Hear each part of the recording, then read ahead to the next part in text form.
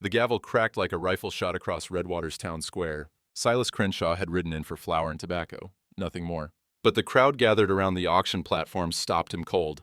A woman stood there, young, Irish by the look of her red hair, wrists bound with rope. Her dress hung in tatters, dust caked her face, but her chin stayed up, defiant despite everything. Judge Horace Whitmore's voice carried across the silent square. Debt sale, per territorial statute, $300 owed. Do I hear an opening bid? A baby's cry rose from somewhere near the platform. The woman's whole body strained toward the sound. Silas dismounted slow, pushed through the crowd, got close enough to see the banknote Whitmore waved in his fat hand. The paper looked wrong. Ink too fresh for a note dated 6 months back. Something ain't right here. Silas had seen plenty of cruelty in his 58 years. The war had shown him what men could do to each other when law broke down. The Comanche raid that took his wife and son had taught him that civilization was just a thin line, scratched in dirt. But this, a woman sold like livestock in broad daylight, with a judge holding the gavel, this was something else entirely. He pushed closer through the crowd. Ranch hands, shopkeepers, women clutching their children. Most looked away when the bidding started, couldn't meet the Irish woman's eyes. Easier to study their boots than watch a human being get auctioned. The smell of horse sweat and fear hung thick in the morning air. Dust devils swirled at the edge of the square, stirred by a hot wind that offered no relief. $20, someone called out. A rancher Silas didn't recognize. 25. That was Whitmore himself, smiling like a man who'd already won. Silas studied the judge, 60-some years old, silver hair slicked back, vest straining over a well-fed belly. The kind of man who'd never missed a meal or lost a night's sleep over someone else's suffering. The banknote in Whitmore's hand caught the light. Silas squinted at it. Good paper, official looking. But the ink on the signature, dark and fresh where the date read 6 months back. Ink faded over time. Everyone knew that. This ink hadn't had time to fade. Forgery. Had to be. $50, the rancher countered. Whitmore's smile didn't waver. 100. The crowd murmured. $100 for a debt contract was serious money. Most cowboys earned 30 a month. Whitmore was making a statement. This woman belongs to me. But the Irish woman, Silas heard someone whisper her name, Callahan, the widow Callahan. She didn't flinch. Her wrists bled where the rope bit in, but her eyes stayed steady. Scanning the crowd, like she was memorizing faces, like she was marking who watched and did nothing. Her gaze found Silas. Something passed between them. Recognition, maybe. Two people who understood loss. Two people who knew what it cost to keep standing when the world wanted you on your knees. Her cracked lips moved. No sound, but Silas read the words clear enough. Save my baby? Not me. The baby's cry rose again from a wagon at the platform's edge. A deputy held the reins, young fellow with mean eyes and a smirk that said he enjoyed his work. Silas's hand moved toward his rifle, then stopped. This wasn't a gunfight problem. Shooting a territorial judge in front of 50 witnesses would get him hanged, and the woman and child would be worse off than before. No. He needed to think. 150, the rancher said, voice uncertain now. 200. Whitmore didn't even blink. The rancher shook his head and stepped back. No one else spoke up. The auction was ending, and Whitmore was about to own a human being's labor for 5 years. Silas heard his own voice before he'd made the conscious decision to speak. $350. Cash. The square went silent. Even the hot wind seemed to pause. Whitmore's smile froze. His eyes found Silas in the crowd, recognized him. Everyone in the county knew Silas Crenshaw, richest cattleman for 100 miles. A man who kept to himself, ran his operation clean, and hadn't involved himself in town politics for 20 years. Mr. Crenshaw, Whitmore's voice carried a warning. This is a legal proceeding. Are you certain you wish to interfere? Ain't interference. Silas pushed to the front of the crowd, pulled a leather pouch from his vest. Auction's open to any bidder. I'm bidding. He counted out gold coins on the platform's edge. Each one clinked against the wood, the sound sharp and final. Whitmore had no choice. Refusing a higher bid would expose the whole scheme as rigged. His reputation depended on the appearance of law and order. The gavel came down. Sold to Silas Crenshaw. The crowd exhaled. Some looked relieved. Others, those who owed Whitmore money or favors, looked away, afraid to show any reaction at all. Silas climbed onto the platform, cut the ropes from the woman's wrists with his pocket knife. She swayed when the bonds fell away, and he caught her arm. Easy now, he said quietly. Ain't nobody selling you again. Up close, he could see the extent of her suffering. Sunburned skin, cracked lips, the hollow look of someone who hadn't eaten properly in days. But her eyes, mountain lake blue, sharp with intelligence, those eyes held no gratitude. Not yet. She'd been hurt too many times to trust kindness. My daughter, she whispered. They took my daughter. Before Silas could respond, Whitmore appeared at his elbow. The judge's smile had returned, but there was something cold beneath it now, something dangerous. Crenshaw, a word. Silas turned, keeping himself between Whitmore and the woman. You've purchased her labor contract, Whitmore said, voice low enough that only Silas could hear. That's your legal right. But the child is a different matter. How's that? The father is deceased. The mother, Whitmore's smile widened, is now a contracted laborer with no legal standing. The child becomes a ward of the territory. Silas felt the words like a punch to the gut. The infant will be placed with a proper family, Whitmore continued. Through official channels, of course. Territory orphan protocols. Behind him, the woman made a sound, half sob, half scream. Whitmore tipped his hat. Good day, Mr. Crenshaw. Enjoy your purchase. He walked away, leaving Silas holding a woman's freedom in one hand and nothing in the other. The baby's cry echoed across the square, and Silas realized that winning the auction had only been the first battle in a war he didn't yet understand. The Johnson County courthouse smelled of old paper and tobacco spit. Silas had been inside exactly twice in 20 years, once to file a land claim, once to testify against a cattle rustler. Both times, the law had worked the way it was supposed to. This time felt different. Nora Callahan sat on a bench outside the judge's chambers, wearing clean clothes Martha Hensley had provided. She looked almost human again, though the haunted look in her eyes hadn't faded. Every few minutes, her head turned toward the window, toward the street, where her daughter was being held in Whitmore's custody. Silas approached the clerk's desk. Young fellow, nervous, ink stains on his fingers. I need to file a motion, Silas said. Custody matter, child wrongfully separated from her mother. The clerk's pen stopped moving. That would go before Judge Whitmore, sir. I know who it goes before. File it. The clerk swallowed hard. Sir, Judge Whitmore is also the president of First Territorial Bank. The bank that holds Mrs. Callahan's debt, there might be a conflict. Might be? I'm just saying, sir. The judge don't usually rule against his own interests. Silas leaned closer. The clerk smelled of fear and cheap hair tonic. File the motion, son. Let me worry about the judge. The paperwork took an hour. Legal language that said simple things in complicated ways. By the time Silas finished signing, the afternoon sun slanted through the courthouse windows, casting long shadows across the wooden floor. The chamber doors opened. Deputy Burrell stood there smirking. Judge will see you now. Whitmore's chambers were nothing like Silas expected. Fine furniture imported from back east, books lining the walls, law books mostly, but also leather-bound volumes that looked more like decoration than reading material. A portrait of the judge himself hung behind the desk. Whitmore sat in a leather chair, fingers steepled, smile firmly in place. Mr. Crenshaw, what an unexpected pleasure. Silas remained standing. You know why I'm here. The Callahan child. Yes. Whitmore's smile didn't waver. A tragic situation. Mother unable to provide, father deceased, the territory's obligation to ensure proper care. The mother's standing right outside that door. She can provide just fine. Can she? Whitmore leaned forward. The floorboards creaked beneath his weight.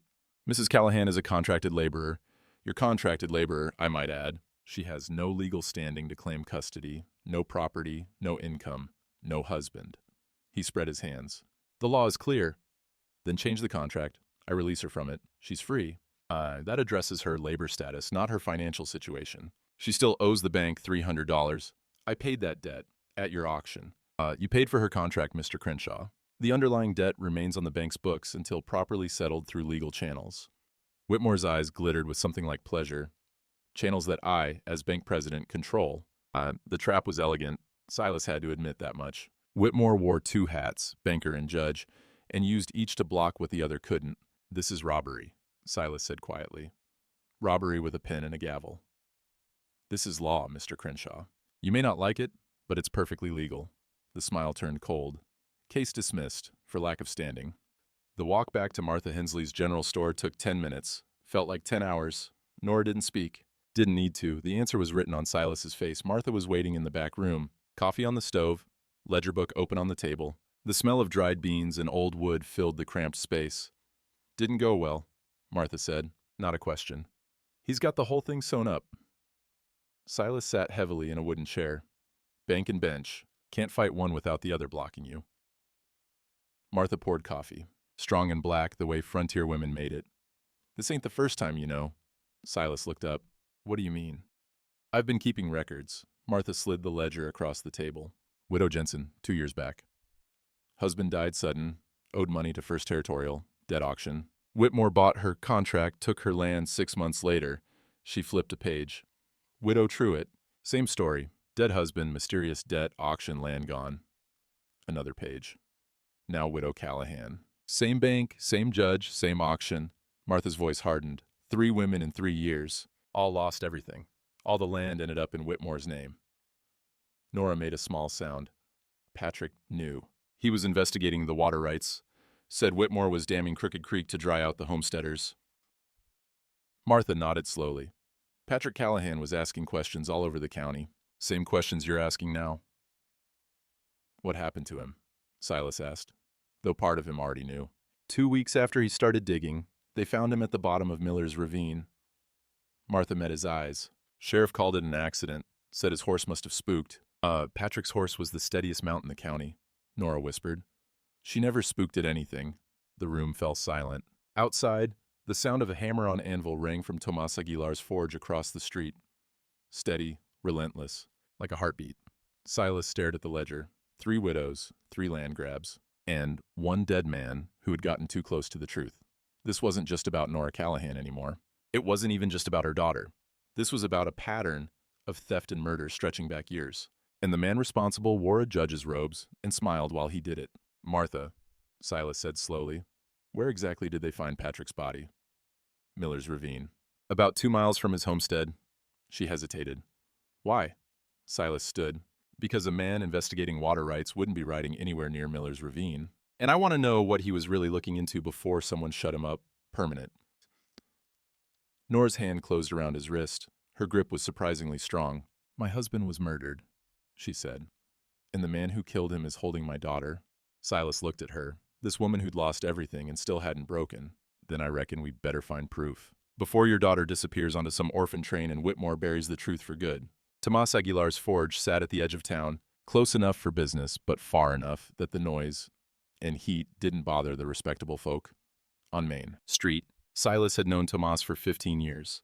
Bought horseshoes from him, had tools repaired, shared a drink now and then when the loneliness got too heavy. But he'd never asked Tomas for anything like this. The forge fire roared in its brick housing, casting orange light across the dim interior. The smell of coal smoke and hot iron filled the space, familiar and somehow comforting. Tomas stood at the anvil, hammer raised, working a piece of glowing metal with the precision of a man who'd spent 30 years mastering his craft.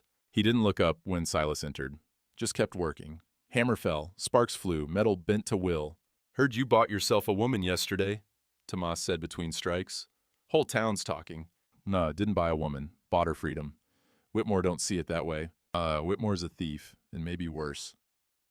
Silas moved closer to the forge. The heat pressed against his face like a physical force. I need to know what you know about Patrick Callahan. The hammer paused mid-swing, just for a heartbeat. Then Tomas resumed his work, but slower now, more deliberate. Patrick was a good man, paid his debts, treated people fair. I ain't asking about his character. I'm asking about his death. Tomas set down the hammer, plunged the metal into a water bucket. Steam hissed and billowed, filling the space between them with white vapor. You're poking at something dangerous, Silas. I know it. Whitmore owns half this county. The half he don't own, he's got scared into silence. Tomas wiped his hands on his leather apron. His eyes, dark, cautious, finally met Silas's. What makes you think I'd risk my family, my business, everything I've built, to help you fight him? Because Patrick saved your son. The words landed like stones in still water. Tomas's face changed. Something old and painful surfaced in his expression.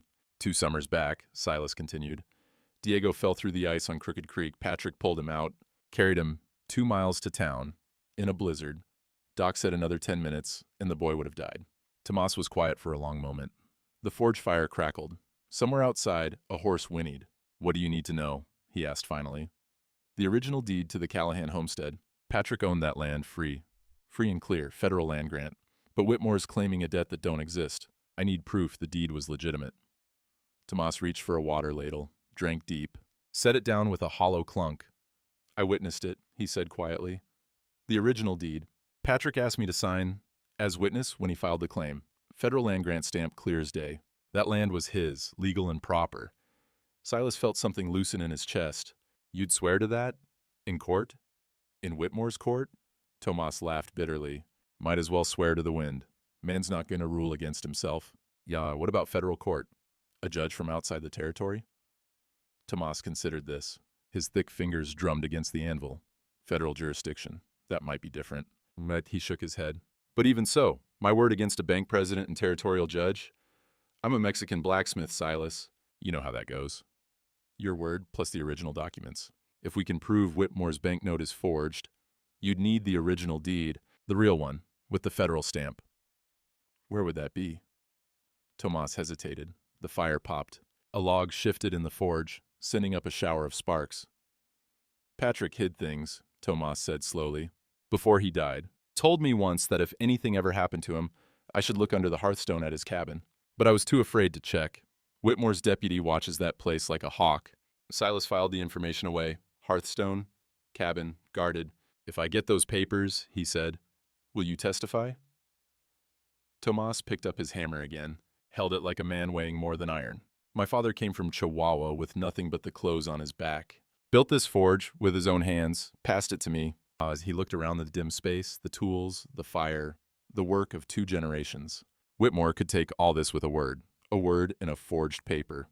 He could, Silas agreed. Question is whether you help him keep stealing or help me stop him. The fire crackled. Outside, the hammer sound had stopped. The whole world seemed to be holding its breath. Get the papers, Tomas said finally. Prove the deed is real. Find a court that ain't bought. He met Silas's eyes. Then I'll testify. For Patrick. For his widow. For every family Whitmore has destroyed. Before Silas could respond, a shadow fell across the forge entrance. Nora Callahan stood in the doorway, Martha Hensley behind her. The afternoon light framed them like figures in a church window. I heard, Nora said. Her voice was steady, but her hands trembled at her sides. The hearthstone. I know exactly where Patrick kept his papers. She stepped into the forge. The heat made her wince, but she didn't retreat. There's more hidden there than just the deed. Patrick kept a ledger. Every piece of evidence he gathered about Whitmore's water scheme, the diverted creeks, the dried-out homesteads. Her jaw tightened. He was building a case, a real one. That's why they killed him. Silas and Tomas exchanged glances. The homestead's being watched, Silas said. Whitmore's men patrol it day and night. Nora's eyes, those fierce blue eyes that had met his across the auction platform, held no fear now, only determination. Then we go at night, through the back canyon. There's a path Patrick showed me, one the deputies don't know about. She stepped closer, close enough that Silas could smell wood smoke in her hair from Martha's stove. I've lost my husband. I've lost my daughter. I will not lose the proof that can bring that monster down. Somewhere in the distance, thunder rumbled.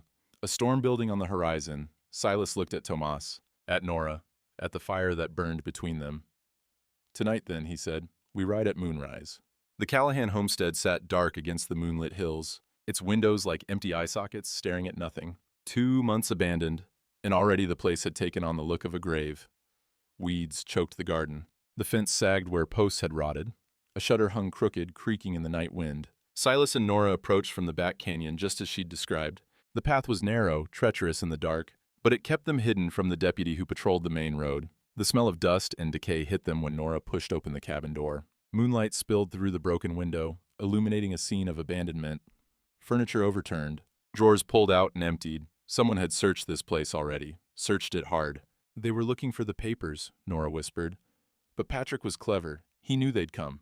She moved through the wreckage with the sureness of someone walking through memory, past the overturned table, around the shattered crockery, to the fireplace, cold and dark, ashes long scattered.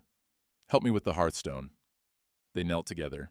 The stone was heavy, fitted tight into the floor. Silas worked his knife blade into the seam, prying while Nora pulled. The scrape of metal on stone seemed deafening in the silence. The stone lifted. Beneath it, a hollow space lined with oilcloth. Nora's hands trembled as she reached inside, drew out a bundle wrapped in waxed canvas. Light, she breathed. I need light. Silas struck a match. The small flame cast dancing shadows across their faces as Nora unwrapped the bundle. Papers. A stack of them, carefully preserved. On top, a document with an official stamp. Federal land grant, clear as day. Patrick Callahan's name in bold script. Tomas Aguilar's signature as witness. The deed, Silas said. It's real. But Nora wasn't looking at the deed. Her attention had fixed on something else. The leather-bound ledger, small enough to fit in a man's pocket. She opened it with shaking fingers. Patrick's handwriting filled the pages. Dates, names, observations. A careful record of everything he discovered about Whitmore's scheme. March 3rd. Confirmed dam construction on Crooked Creek. Water diverted to Whitmore's north pasture. Jensen homestead now dry. March 15th. Spoke with surveyor. Original boundary markers moved. Federal stamps filed off and replaced. April 2nd. Found evidence of forged banknotes. Ink analysis proves recent dating on old paper. Nora turned pages. Faster now. The match burned down. Silas lit another. The entries grew more urgent toward the end. Patrick had been getting close to something big. Too close. April 28th. Meeting with Whitmore tomorrow. We'll confront him with evidence. If he doesn't back down, I'm taking everything to the federal marshal in Amarillo. The next page stopped Silas's heart. The entry began mid-sentence. Send papers to... It ended there. The ink trailed off in a jagged line. And beneath the unfinished words, a dark stain had soaked into the paper. Brown. Old. Unmistakable. Blood. Nora made a sound like a wounded animal.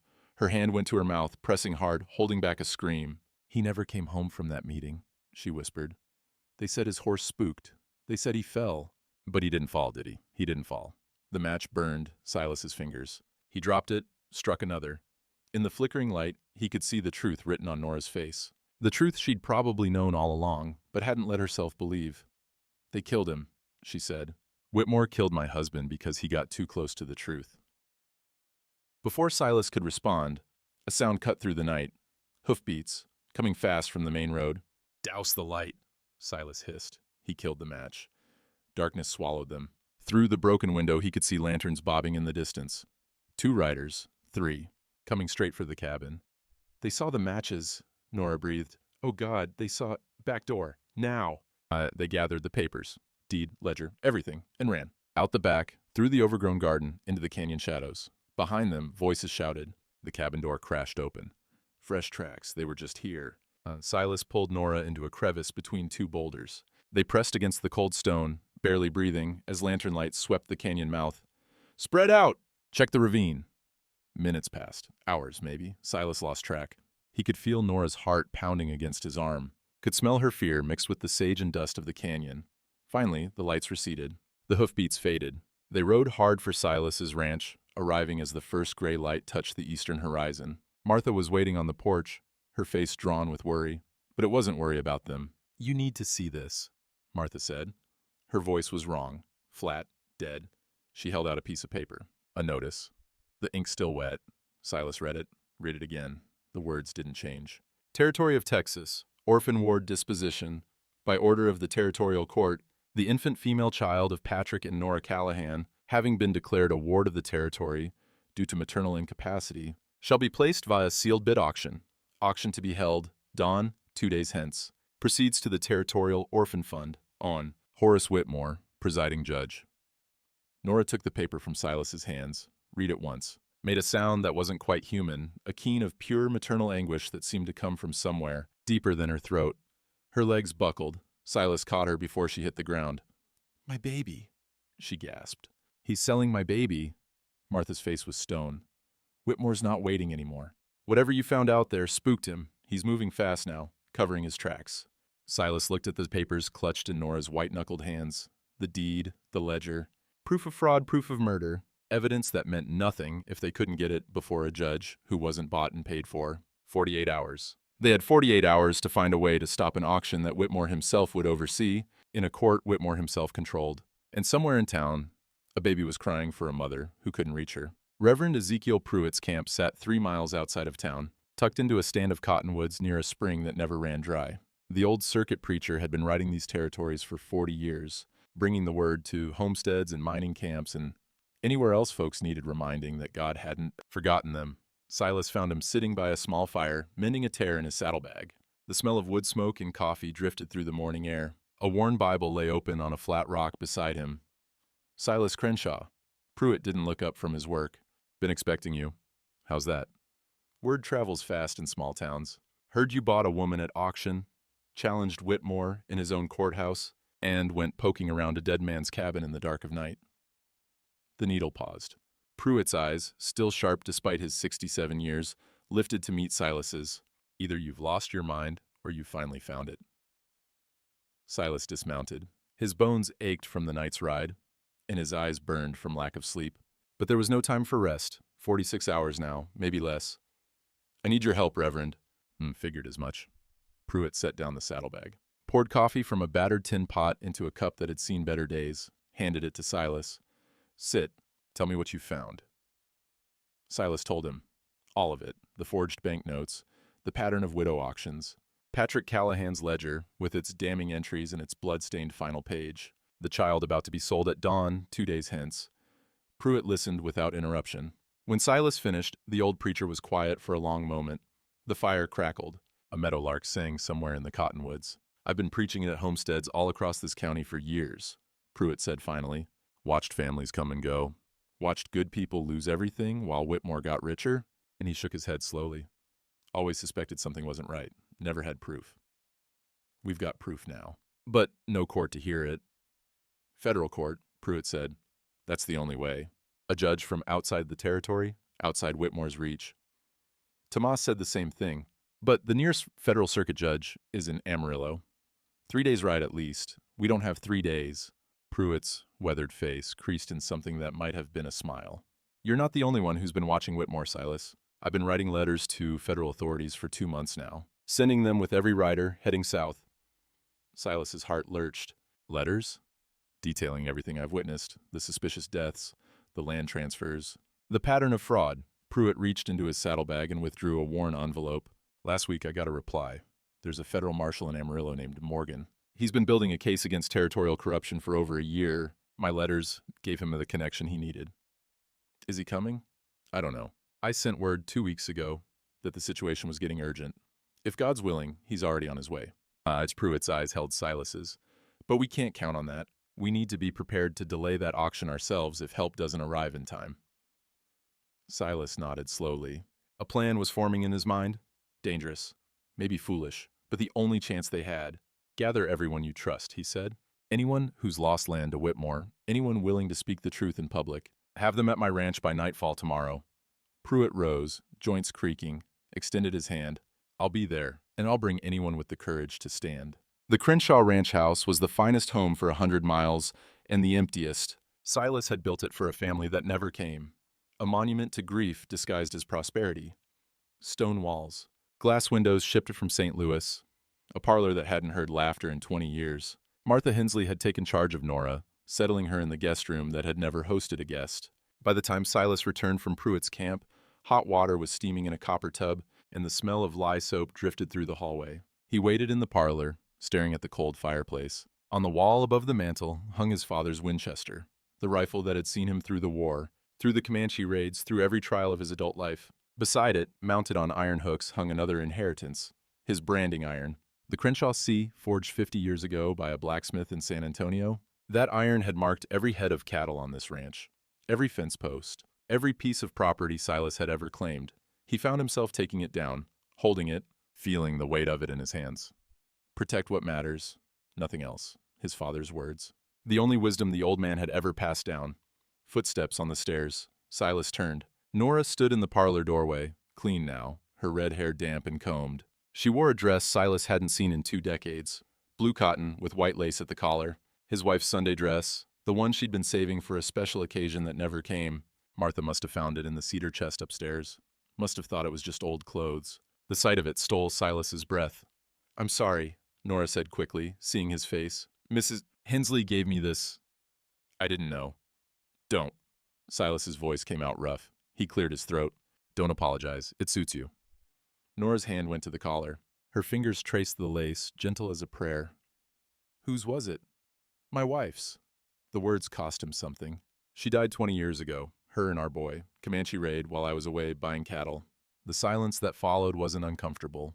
2 people who understood loss, recognizing each other. She would have wanted you to have it, Silas said finally. Would have wanted it worn by someone who needed it. Nora's eyes glistened, but she didn't cry. This woman had run out of tears long ago. We're going to get your daughter back, Silas said. And when we do, you're going to rebuild. On your own land, free and clear? What if we fail? Silas looked at the branding iron still clutched in his hand, then at the rifle on the wall, then at this woman wearing his dead wife's dress, standing in his empty house like a promise of something he'd stopped believing in. Then we fail standing up, he said. That's all any of us can do. Outside, the sun was setting. 44 hours remained until dawn. Morning brought trouble Silas hadn't anticipated. He rode into Redwater for supplies, rope, ammunition, provisions for the people gathering at his ranch. Simple errands, should have taken an hour. The cold shoulders started before he'd tied his horse. Two women he'd known for years crossed the street to avoid him. A shopkeeper who'd always been friendly suddenly couldn't meet his eyes. Even the boy who usually ran to hold his horse's reins hung back, watching from a distance. Silas pushed into the general store. The bell above the door jangled, harsh in the sudden silence. Three men stood at the counter, ranchers from the south end of the county. They stopped talking the moment they saw him. "Morning," Silas said. No one answered.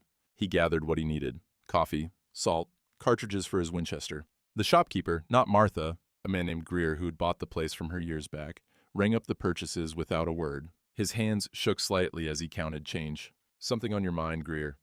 The man's eyes darted to the other customers, then back. "Just, folks are talking, Mr. Crenshaw." "Talking about what?" Greer swallowed hard. The smell of tobacco and sawdust hung thick in the cramped space.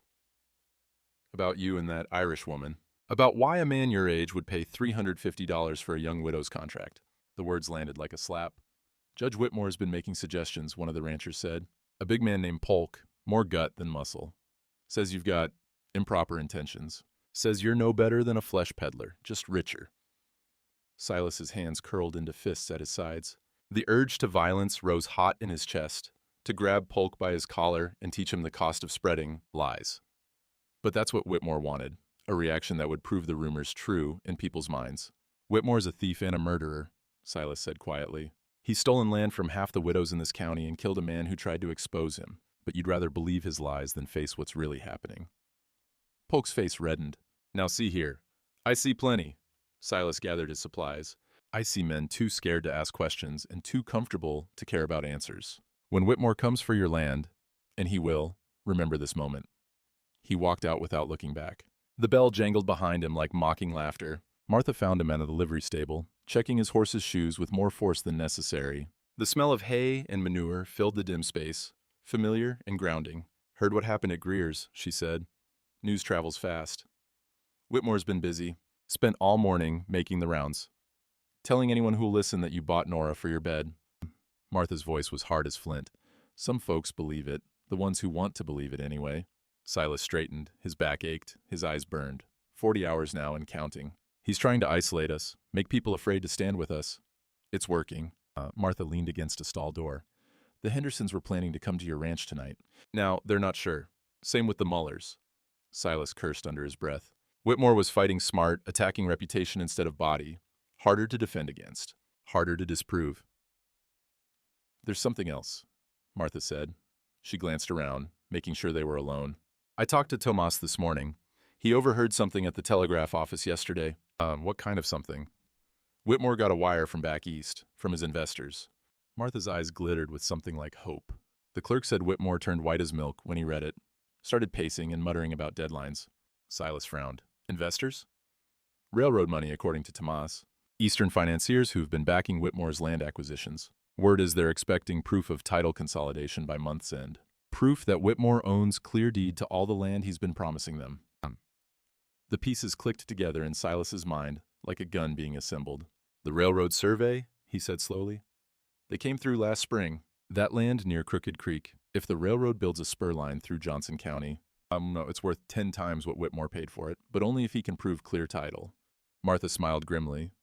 "Which he can't, because his titles are based on forged papers and stolen deeds. So he's being squeezed. The investors want results, and he can't deliver without finishing what he started. That's why he's moving so fast with the child auction. Why he's spreading rumors instead of just having you shot." Martha stepped closer. "He's not untouchable, Silas. He's desperate. A desperate man makes mistakes." Silas turned this over in his mind. Whitmore had seemed invincible. Judge, banker, landowner, with the whole county under his thumb. But underneath that power was pressure. Obligations he couldn't meet, promises he couldn't keep. If we expose him before he delivers to those investors by a Senate, they'll abandon him. He'll have nothing. But the auction's in 38 hours. How do we expose him that fast? Silas looked out the stable door at the town square. The auction platform still stood there, waiting. The same platform where Nora had been sold like property. The same platform where her daughter would be sold at dawn, unless someone stopped it. "We don't hide the truth," Silas said. We brand it into the center of town where everyone has to see. Every lie he's told, every deed he's forged, every family he's destroyed, we lay it all out in public, in front of witnesses where he can't silence us. At the auction? At the auction. Silas's jaw tightened. He wants to use that platform to steal a child. We'll use it to end him. Martha studied his face. Whatever she saw there seemed to satisfy her. I'll spread the word, she said. The people who are still willing to stand, they'll be at your ranch tonight. She left. Silas remained in the stable, thinking. 38 hours, one chance. And somewhere out there, a federal marshal, who might or might not be riding to help. The horse stamped impatiently. Silas gathered the reins. Easy, girl, he murmured. Storm's coming, but we've weathered worse. He wasn't sure if he was talking to the horse or himself. Night settled over the Crenshaw ranch like a held breath. The big house, usually so empty, now hummed with quiet activity. Tomas had arrived at sundown with his eldest son. Martha came an hour later with 2 shopkeepers who'd lost businesses to Whitmore's schemes. 3 small ranchers rode in separately, men who'd watched their water dry up and their cattle die while Whitmore's herds grew fat. 11 people in all. Not an army, but maybe enough. Silas stood on the front porch, watching the stars emerge one by one. The smell of mesquite smoke drifted from the chimney where Martha was cooking for the gathered company. Inside, voices murmured, plans being made, fears being shared, courage being borrowed from one another. He should be in there with them, should be leading, organizing, preparing. Instead, he stood out here alone, wrestling with a truth he hadn't wanted to face. Tomorrow, he would stand up in front of everyone he knew and call the most powerful man in the county a thief and a murderer. He would present evidence that Whitmore would deny. He would make accusations that half the town already wanted to disbelieve. And when it was over, win or lose, nothing would be the same. The door opened behind him. Soft footsteps on the wooden planks. You're not inside, Nora said. Needed some air. And she moved to stand beside him, still wearing his wife's dress, though she'd added a shawl against the evening chill. The moonlight caught the red in her hair, turned it to copper. They're asking for you, she said. Tomas wants to go over the plan again. Martha's worried about the timing. I'll be in directly. Silence stretched between them. The night insects sang their endless song. Somewhere in the distance, a coyote howled. You're having second thoughts, Nora said. Not an accusation, just an observation. Silas was quiet for a long moment, then I'm thinking about what happens after. After we win. After we lose. He turned to face her. Whitmore's got the law, the money, the connections. Even with everything we found, even with witnesses willing to speak, he could still walk away from this. And if he does, he'll come for you. He'll come for all of us, everyone in that room, everyone who stood against him. Silas's voice roughened. I've got nothing left to lose. But Tomas has a family. Martha has her business. Those ranchers have wives and children who depend on them. They know the risks. They chose to come. Did they, or did I convince them this was winnable when it might not be? Nora was silent. The shawl slipped from one shoulder, and she pulled it back absently. Her hands, Silas noticed, had finally stopped trembling. When Patrick started investigating Whitmore, she said slowly, I begged him to stop, told him it wasn't worth the danger, that we should just sell the homestead and move on, start fresh somewhere else. What did he say? He said some things are worth fighting for even if you lose, that a man who turns away from injustice to save himself isn't much of a man at all. Her voice caught. 2 weeks later, he was dead. The words hung in the air between them. I blamed myself for a long time, Nora continued. Thought if I'd fought harder to stop him, he'd still be alive. But now I understand. Patrick couldn't have lived with himself if he'd stayed silent. And neither can you. She reached out and took his hand. Her fingers were cold, but her grip was strong. You've done enough, she said quietly. More than anyone could ask. If you want to step back now, send these people home. Take your chances with Whitmore alone. No one would blame you. I wouldn't blame you. Silas looked at their joined hands. Then at the window, where lamplight spilled out and shadows moved, people who'd risked everything on his word. Then at the wall visible through that window, where his father's Winchester hung beside the Crenshaw branding iron. Protect what matters, nothing else. 20 years ago, he said, I wasn't there when my family needed me. Was off buying cattle while Comanche raiders burned my home and killed everyone I loved. His throat tightened. Spent 2 decades telling myself there was nothing I could have done, that I couldn't have saved them even if I'd been there. Could you have? Don't know, never will. He met her eyes. But I know this. I ain't riding away again. Not this time. Not when I can still fight. Nora's grip tightened on his hand. Then let's fight, she said. Inside, the mood shifted when Silas entered. Conversation stopped. Faces turned toward him. expectant, anxious, trusting. He looked at each of them in turn. Tomas, who had everything to lose. Martha, who'd already lost her first store to Whitmore's arson. The ranchers whose land was slowly dying of thirst. The shopkeepers who'd been squeezed by threats and manipulation. Tomorrow morning, Silas said, we're going to walk into that auction and tell the truth in front of God and everybody. We're going to show this county what Whitmore really is. He moved to the table where Patrick's documents lay spread out. The deed, the ledger, the letters. Evidence of fraud and murder, painstakingly gathered by a dead man who'd believed the truth still mattered. Each of you will carry copies of these papers. If Whitmore's men try to silence one of us, the others keep talking. We don't stop until everyone in that square knows what he's done. What about the federal marshal? Tomas asked. Any word from Reverend Pruitt? Not yet. We have to assume we're on our own, Martha spoke up. The auction starts at dawn. That's less than 8 hours. Then we'd better use them well. Silas walked to the fireplace, reached up and lifted the branding iron from its hooks. The weight of it felt right in his hands, solid, purposeful, a tool built for marking what belongs to whom. Win or lose tomorrow, he said, we're going to leave a mark that Whitmore can't erase. This county's going to remember that some people still stand for something. The room was silent. Then Tomas nodded once. Martha straightened her shoulders. One by one, the others followed. They were still planning when hoofbeats sounded outside. Everyone tensed. Hands moved toward weapons. Silas gestured for silence, moved to the window. A single rider approached through the moonlight. Not Whitmore's men, wrong direction. Not Reverend Pruitt, wrong horse. A stranger. Silas opened the door, rifle ready. That's far enough. State your business. The rider reined up. Dust swirled in the lamplight, spilling from the doorway.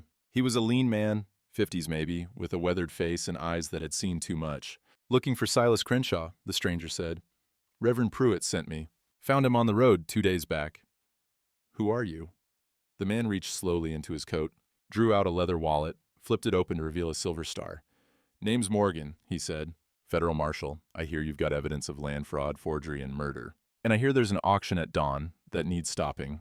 Behind Silas, someone let out a breath that might have been a prayer. You'd better come inside, Silas said. We've got a lot to show you.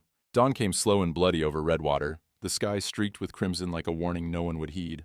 The auction platform stood in the center of the town square, same as it had 3 days ago when Nora Callahan's freedom had been sold to the highest bidder. But today the crowd was larger. Word had spread. A child to be auctioned, territory business, the judge himself presiding. Some came out of curiosity, others out of duty. A few, Silas suspected, because they sensed something was about to break. He positioned his people carefully in the hour before sunrise. Tomas near the platform's east side, close enough to be heard when he spoke. Martha in the crowd, surrounded by the women she'd been quietly organizing for days. The 3 ranchers spread across the square, each carrying copies of Patrick's documents in their coat pockets. Reverend Pruitt stood near the church steps, Bible in hand, ready to lend his moral authority when the moment came. Marshal Morgan stayed out of sight. That was the plan. Let Whitmore think he'd won. Let him start the auction. Let him commit himself publicly before the federal hammer fell. Nora stood at Silas's side, pale but steady. She wore the blue dress again, his wife's dress, and her hands were clasped so tight the knuckles showed white. But her eyes never left the platform where, in a wicker basket padded with blankets, her daughter waited. The baby was quiet now, too quiet. Silas hoped that was exhaustion, not something worse. Easy, he murmured to Nora. Not yet. I know. Her voice was barely a whisper. But if anything goes wrong, it won't. He wished he believed that. The courthouse clock struck 6. The crowd stirred, and Judge Horace Whitmore emerged from the sheriff's office, flanked by Deputy Burrell and 2 men Silas didn't recognize. Hired guns, by the look of them. Muscle brought in for the occasion. Whitmore climbed the platform steps with the easy confidence of a man who'd never lost. His silver hair gleamed in the early light. His black coat was brushed, his boots polished, his smile firmly in place. He picked up the gavel, the same gavel that had sealed Nora's fate 3 days ago. Good morning, friends and neighbors. His voice carried across the silent square. We gather today for solemn territory business. The placement of an orphaned child with a proper Christian family. That child ain't orphaned. The shout came from somewhere in the crowd. Martha's voice, sharp and clear. Whitmore's smile didn't waver. The child's father is deceased, and her mother has been deemed legally incapacitated. Under territorial statute, her mother's standing right here. Martha pushed forward, pointing at Nora, alive and well and wanting her baby back. Murmurs rippled through the crowd. Heads turned. Eyes found Nora, standing straight and proud, despite everything. Whitmore's smile tightened. Mrs. Callahan's legal status is a matter of court record. She has no standing to... Then explain this. Silas stepped forward. The crowd parted for him, some out of respect, others out of fear of what was coming. He climbed the platform steps, ignoring Burrell's hand moving toward his pistol. Mr. Crenshaw, Whitmore's voice dropped, meant only for Silas's ears. You're making a serious mistake. No, Judge. You made the mistake. Years ago, when you started thinking you were above the law, Silas turned to face the crowd, drew the documents from inside his coat, held them up where everyone could see. This is the original deed to the Callahan homestead. Federal land grant, signed and witnessed, with the government stamp right here. He pointed to the seal. Patrick Callahan owned that land free and clear. He never owed Whitmore's bank a single dollar. Lies. Whitmore's composure cracked. That document is a forgery. Is it? Tomas pushed through the crowd to the platform's edge. I witnessed Patrick sign that deed. That's my signature right there. I'll swear to it before God and any court in this territory. The murmurs grew louder. People craned their necks to see. And this, Silas continued, pulling out the banknote that had started everything, is the note Whitmore claims proves the debt. Look at it. He held it beside the deed. The deed is dated 1874. The note is dated 6 months ago. But look at the ink. He thrust both documents toward the front row of spectators. An old man, a printer by trade, Silas had learned, leaned in to examine them. He's right, the printer said slowly. The ink on the note is fresh, months old at most. The deed's ink is faded proper, like old ink should be. He looked up at Whitmore. This note's been forged. The crowd's murmur became a roar. This is outrageous! Whitmore slammed the gavel against the podium. I will not have my court disrupted by... Your court? Silas's voice cut through the noise. You're a judge who rules on debts owed to your own bank. You're a banker who forecloses on land you want to steal. You've been wearing 2 hats for years, using each one to cover for the other. These are baseless accusations. Are they? Martha's voice again, from the crowd. Widow Jensen lost her land to you 2 years ago. Same scheme, dead husband, sudden debt, auction. Widow Truitt the year after. How many families have you destroyed, Whitmore? The 3 ranchers stepped forward, documents in hand. My water dried up when you dammed Crooked Creek, one said. I've got the survey maps that prove it. You threatened to burn my barn if I didn't sell, another added. I've got the letter you sent. My brother died in an accident after he started asking questions, the third said quietly, just like Patrick Callahan. The name fell like a stone into still water. Silas drew out the ledger, Patrick's ledger with its blood-stained final page. Patrick Callahan didn't die in any accident. He was murdered. Silas opened the book, showed the crowd the last entry. He was building a case against Whitmore, documenting every crime, every theft, every lie, and someone killed him before he could finish. He held up the page. The brown stain was visible even from a distance. That's his blood, on the page where he was writing when they came for him. The crowd had gone silent.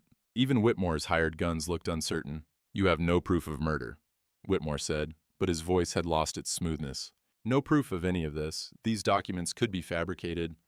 Then let a federal court decide. The new voice came from the edge of the square. The crowd parted once more, and Marshal Morgan walked through, badge gleaming on his chest. Judge Horace Whitmore.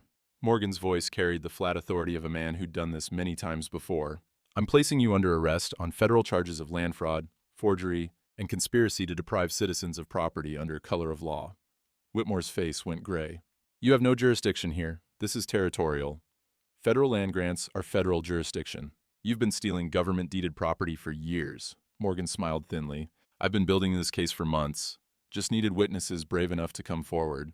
He nodded toward Silas, toward Tomas, toward the ranchers and Martha, and all the others who'd risked everything to stand here today. Now I've got them.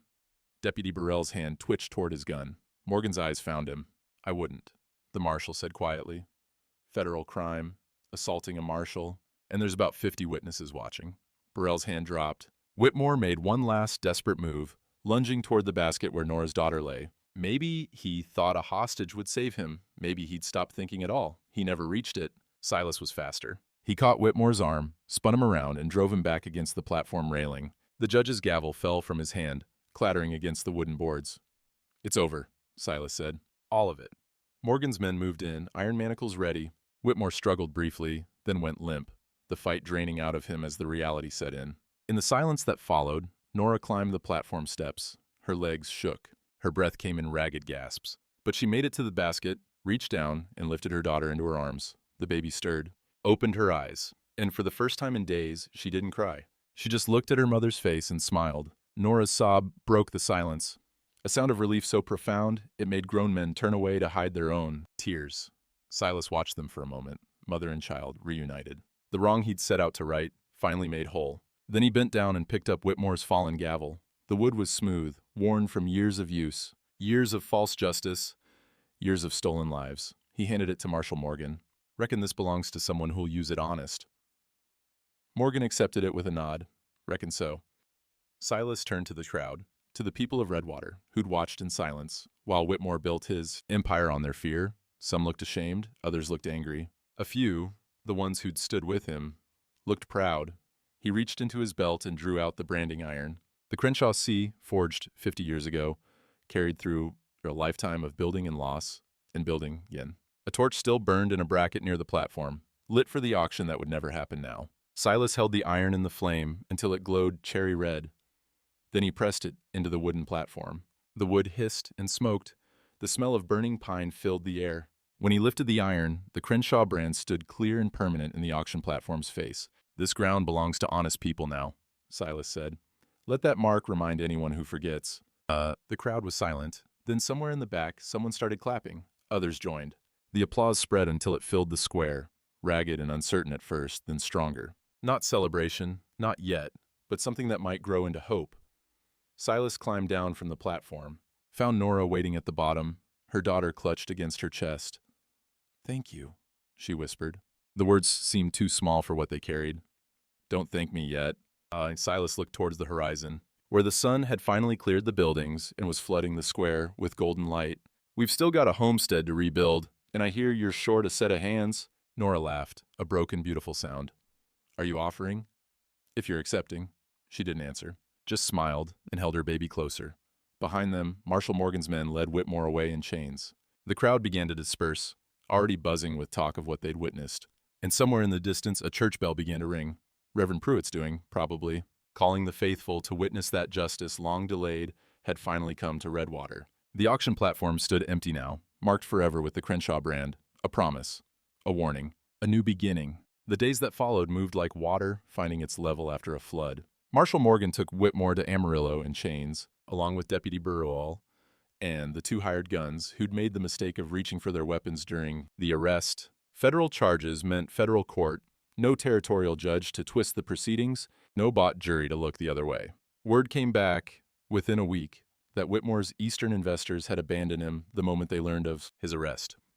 "Rats leaving a sinking ship," Martha called it. Silas thought that was unfair to rats. The bank fell next. Auditors from Austin descended on First Territorial like locusts, picking through years of fraudulent records. Every forged note, every manipulated deed, every stolen acre, all of it documented, cataloged, and entered into evidence. The final tally came to 17 families defrauded, over 40,000 acres stolen, and 3 deaths that were quietly reclassified from accidents to suspicious circumstances pending investigation. Patrick Callahan's name was cleared. His widow received a formal letter of apology from the territorial governor, along with confirmation that her deed was valid and her land was hers, free and clear. Nora read the letter once, then folded it carefully and put it away. Some victories tasted more like grief than triumph. Crooked Creek ran free again within a month. Whitmore's illegal dam came down piece by piece, and the water that had been hoarded for his cattle spread back across the land where it belonged. The Jensen place, dry for 2 years, saw green grass by midsummer. The Truitt homestead, abandoned after the widow's auction, found new owners, a young couple from Kansas with 3 children and more hope than sense. They'd do fine, Martha predicted. The land would teach them what they needed to know. Tomas's forge grew busier than ever. Turned out folks preferred doing business with a man who'd stood up when standing up cost something. His son Diego started an apprenticeship, learning the trade that had sustained 3 generations of Aguilars. The sound of hammer on anvil rang across Redwater like a heartbeat, steady and sure. Reverend Pruitt continued his circuit, carrying the story of Whitmore's fall to every homestead and mining camp in the territory. A parable, he called it, about the wages of sin and the persistence of justice. Silas suspected the old preacher enjoyed the telling almost as much as the lesson, and slowly, carefully, the Callahan homestead rose from its ashes. 6 months to the day after the auction, Silas rode up the familiar path to find a home where ruins had been. The cabin stood solid and square, rebuilt with timber from Silas's own land and labor from neighbors who'd found their courage after Whitmore's fall. A new fence circled the property, posts straight and true.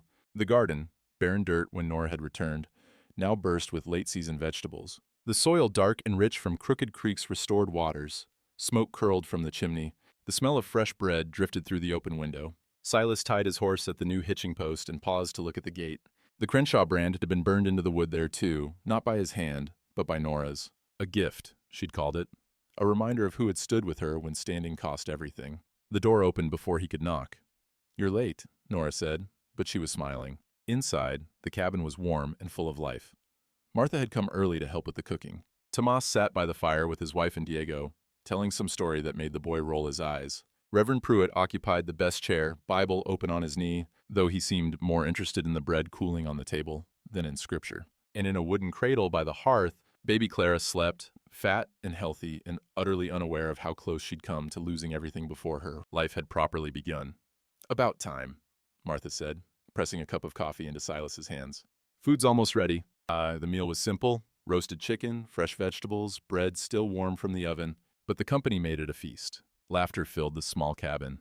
Stories traded back and forth. The easy conversation of people who'd been through fire together and come out the other side. Silas found himself talking more than he had in years, telling tales from the war, from his early ranching days, from the time before loss had hollowed him out and left him drifting. The others listened, laughed, added their own memories to the mix. This, he realized, this was what he'd been building toward for 20 years without knowing it. Not the cattle empire, not the stone house. This, a table surrounded by people who mattered, a place where he belonged. After dinner, the guests departed one by one. Martha with promises to visit soon, Tomas with a handshake that said more than words, Reverend Pruitt with a blessing and a wink. The cabin grew quiet. Clara stirred in her cradle, murmured, and settled back into sleep. Nora found Silas on the porch, watching the sunset paint the hills in shades of gold and amber. "You're thinking again," she said. "Habit of mine." She stood beside him, close enough that her shoulder brushed his arm. The evening air smelled of sage and wood smoke, and something that might have been hope. "You could stay," she said quietly. "Tonight, every night, if you wanted." Silas looked at her, this woman who'd lost everything and rebuilt from nothing, who wore his dead wife's dress like it had always been hers, who'd taught him that a man could start over at 58 if he had the courage to try. "Reckon I might want that," he said. "If you're offering." "I'm offering." Above them, the first stars emerged. Below, Crooked Creek whispered over stones, running free at last. And somewhere in the cabin behind them, a baby dreamed peaceful dreams in a cradle built by hands that had learned to create instead of destroy. Silas reached out and took Nora's hand. It felt like coming home. Folks ask me sometimes what that summer taught me. Man gets to be 58 years old. Figures he knows himself pretty well. Figures wrong, mostly. I spent 20 years building an empire out of grief. Cattle, land, money enough to buy half the county. Built a house with rooms I never entered, fences around pastures I barely rode. Thought if I just kept building, kept working, kept moving, the hollow place inside might fill up on its own. It don't work that way. Turns out you can't outrun sorrow, can only learn to carry it different. Then I rode into town for flour and tobacco, and I saw a woman standing on a platform being sold like livestock. And something in me said, "Not while you're breathing." Wasn't heroism. Wasn't even courage. Not at first. Just a thing I couldn't unsee, a wrong I couldn't ride past. The preacher says God works through willing hands. Maybe so. I just know that when I pulled down that auction, when I branded that platform and said, "This ground belongs to honest people now," I felt more like my father's son than I had in decades. Nora rebuilt her homestead. Crooked Creek runs clear again. Her daughter's learning to walk, and sometimes she calls me Papa when she thinks I ain't listening. Judge Whitmore serves his time in federal prison. The lands he stole went back to their rightful owners. And every Sunday, we gather for dinner at the Callahan place. Tomas, Martha, Reverend Pruitt, whoever needs a meal and company. Dust settles, eventually. Even in Texas. What I learned is this: a man ain't measured by what he builds. He's measured by what he's willing to tear down when it needs tearing down. And sometimes, by God's mercy, you find family in the wreckage. Some choices define a man. Reckon that one defined me.